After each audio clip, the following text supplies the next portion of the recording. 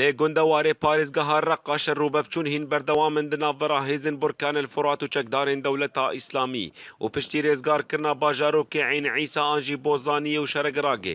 Roj bi roj hêzin Burkan el Furat gundan kontrol dikin û berve bajarokê Tille Semeniyê ku bi 35 kîlometr li bakurî parêzgeha Reqa ye. Ew parêzgeha ku Daeş ji xwe rakiriye paytext. شخا حمله ما بوالي رقبه بردوامن في عمل نزدیکی شرگراک سوام شرگراک کتنه دسته زمه في والي تل سما نزدیکی 3 کیلومتر دور رقه ام برکان الفرات گشتن اور حمله بردوامن شخا وقت برکان الفرات حد ما يبليتنا مسعود دابوك حطاني داعش منطقه ده هي افشار بردوام بيه ونهال في علی بررقیب علی باشی کوبانش خویده و علی بر وسط شیرین و علی داج مشت بیا دور این دیتر جین و حمله ما بردوام بکنه وقت برکان الفرات هم حمله خونه ساکنن شر دناڤەرا هەردوو ئالیان دا şerê riv û lêdanê lê ji ber ku firokeyên hevgirtina navdewletî alîkariya Burkan el Furat dikin ziyana Daeş ya herî zêde ye çi ji kesan û çi ji çekan.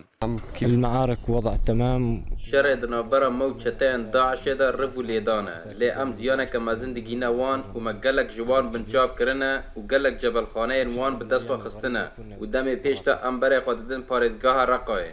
Lê aliyê din li başûrê Kobanê çekdarên Daişê hewldan ta ku gundê Qel'et Hedîd û Nûrelê têkin bin kontrola xwe. Lê hêzên Burkan el Furat bersîva wan dan û nehêştin ew bigihin armanca xwe piştî ku ziyaneke mezin gihandin wan. خسائر داعش كثيرة وهم جبناء Alîkariya leşkerî nage çeteyên Daişê û gavê ku ew êrîş dikin em bersîvê wan didin û hejmareke mezin ji wan demê dawê de me kuşt û îdî me tirsî ji wan nabe ji ber hêza wan di vê deverê de nemaye.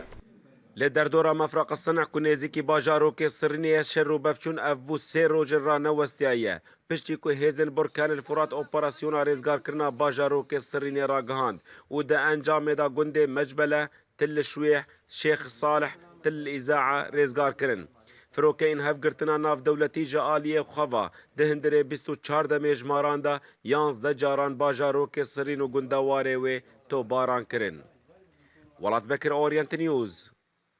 Kobani.